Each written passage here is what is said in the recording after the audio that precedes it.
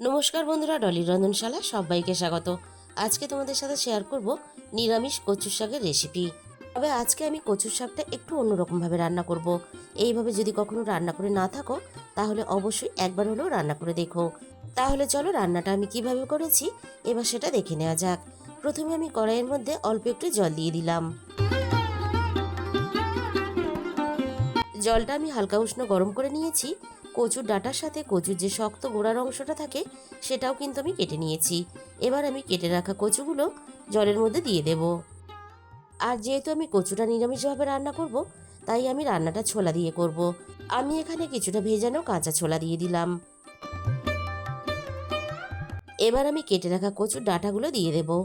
কচু হয়তো তোমরা অনেক রকমভাবে রান্না করে খেয়েছো, তবে একবার আমি যে পদ্ধতিতে রান্না করেছি এই পদ্ধতিতে রান্না করে দেখো। এইভাবে রান্না করলে রান্নার স্বাদ কিন্তু অনেক বেশি ভালো হয়। শুধুমাত্র কচুর ডাঁটা রান্না করলে কচু যেহেতু অনেকটা কমে যায়, তাই কিন্তু কচুর ডাঁটার সাথে আমি কচুর গোড়াটাও ব্যবহার করেছি রান্নাতে। এবার আমি রান্নায় স্বাদ মতো লবণটা দিয়ে দেব। আর লবণের পরিমাণটা কিন্তু বুঝে দিতে হবে। খুব বেশি লবণ দিলে তাহলে কিন্তু রান্নাটা খেতে ভালো লাগবে না।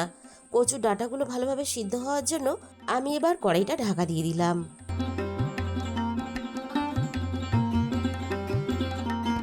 মিনিট 10 মতো আমি কচুটা ভাপিয়ে নিয়েছি। এবার আমি কড়াই থেকে ঢাকাটাকে সরিয়ে নিলাম।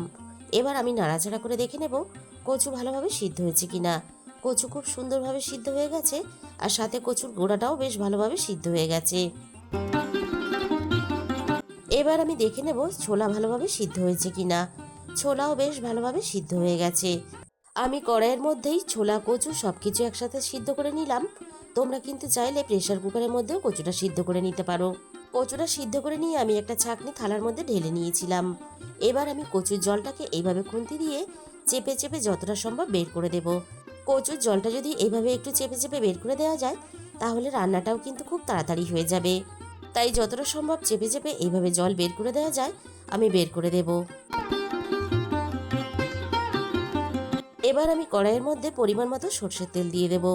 সর্ষের তেলে রান্নাটা করলে রান্নার স্বাদ অনেক বেশি ভালো হয়। আর তেলের পরিমাণটা আমি একটু বেশি দিলাম, কারণ নিরামিষ কচু একটু তেল তেলে ভাব হলে তাহলে খেতে বেশি ভালো লাগবে। তবে তেলের পরিমাণটা অবশ্যই নিজেদের মতো করে ব্যবহার করবে। তেলটা খুব ভালোভাবে গরম করে নিয়েছি। এবার আমি তেলের মধ্যে ফোড়নে দিয়ে দিলাম 5 ফোড়ন। 5 ফোড়ন দিয়ে রান্নাটা করলে রান্নার স্বাদটা কিন্তু অনেক বেশি ভালো হয়। একই সাথে আমি 2টো তেজপাতা কুচি আর দিয়ে দিলাম একটা শুকনো লঙ্কা। এবার আমি এখানে ঝালের জন্য দিয়ে দিলাম 4টে চেরা কাঁচা লঙ্কা। এবার আমি সবকিছু একসাথে নাড়াচাড়া করে বেশ ভালোভাবে ভেজে নেব। আর এই কাঁচা লঙ্কা দিয়ে কচুর তরকারি রান্না করলে রান্নার গন্ধটাও যেমন ভালো আসবে, আর কচুর তরকারি বেশ ঝাল মিষ্টি সবকিছু বেশ টান টান থাকবে। এরকম করেই আজকে আমি রান্নাটা করব। মিনিট 2 মতো আমি সবকিছু একসাথে ভেজে নিয়েছি। এবার আমি এখানে দিয়ে দিলাম প্রয়োজন মতো আদা বাটা। এবার আমি আদাটা নাড়াচাড়া করে বেশ ভালোভাবে কষিয়ে নেব, আদার কাঁচা গন্ধটা চলে যাওয়া পর্যন্ত। আদার কাঁচা গন্ধটা চলে গেছে। এবার আমি রান্নার কিছু গুঁড়ো মশলা অল্প অল্প করে দিয়ে দেব। প্রথমে আমি দিয়ে দিলাম রান্নার প্রয়োজন মতো হলুদের গুঁড়ো। এবার আমি এখানে হাফ চামচের একটু বেশি ধনে গুঁড়ো দিয়ে দিলাম। এবার আমি এখানে হাফ চামচের একটু বেশি জিরে গুঁড়ো দিয়ে দিলাম। সব শেষে আমি এখানে স্বাদ মতো চিনি দিয়ে দেব। কচুর শাক নিরামিষ হোক বা আমিষ, একটু মিষ্টি মিষ্টি না হলে কিন্তু খেতে ভালো লাগবে না, তাই চিনিটা কিন্তু অবশ্যই ব্যবহার করবে। এবার আমি সমস্ত মশলা একসাথে নাড়াচাড়া করে বেশ ভালোভাবে কষিয়ে নেব, মশলার কাঁচা গন্ধটা চলে যাওয়া পর্যন্ত। 3-4 মিনিটের মতো আমি মশলাটা ভালোভাবে কষিয়ে নিয়েছি। এবার আমি সিদ্ধ করা কচুটা মশলার সাথে দিয়ে দেব। বন্ধুরা, আমি কচুর সাথে ছোলা দিয়েছি, তোমরা কিন্তু চাইলে অল্প একটু বাদামও একই সাথে ব্যবহার করতে পারো। সমস্ত সিদ্ধ করা কচু আমি মশলার সাথে দিয়ে দিলাম। গ্যাসের ফ্লেমটা মিডিয়াম টু লোতে রেখে এবার আমি মশলা আর কচু একসাথে নাড়াচাড়া করে বেশ ভালোভাবে মিশিয়ে দেব।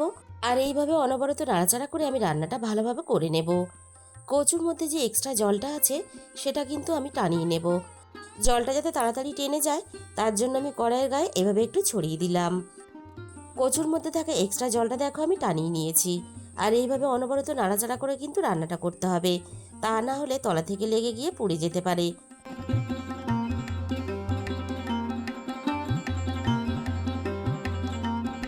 7-8 মিনিটের মতো নাড়াচাড়া করে আমি ভালোভাবে রান্নাটা করে নিয়েছি। এবার আমি এখানে অল্প একটু কোরানো নারকেল দিয়ে দেব। নিরামিষ কচুতে ছোলার সাথে অল্প একটু নারকেল দিলে তাহলে রান্নার টেস্টটা আরও বেশি ভালো হবে। তবে তোমরা যদি কেউ নারকেল অপছন্দ করো তাহলে দেওয়ার দরকার নেই।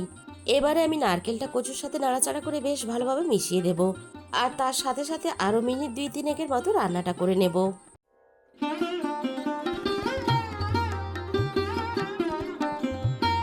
বন্ধুরা, তোমরা একদিন হলেও কচুর শাক এইভাবে রান্না করে দেখো। কচুর শাক এইভাবে রান্না করলে মাছ মাংস কোনো কিছুরই কিন্তু প্রয়োজন হবে না। নিরামিষ কচুর শাক আমাদের রান্না রেডি হয়ে গেল। এবার আমি একটা প্লেটের মধ্যে তুলে তোমাদের পরিবেশন করে দেখিয়ে দেব। তাহলে বন্ধুরা, আজকের এই রেসিপিটা ভালো লাগলে ভিডিওতে একটা লাইক করে দিও, আর কমেন্টের মাধ্যমে জানিও তোমাদের কেমন লাগলো। আর যে সমস্ত নতুন বন্ধুরা এখনো পর্যন্ত আমার চ্যানেলটা সাবস্ক্রাইব করনি, এরকম নতুন ঘরোয়া সহজ রেসিপি পেতে আমার চ্যানেলটা সাবস্ক্রাইব করে আমার পাশে থাকার অনুরোধ রইল।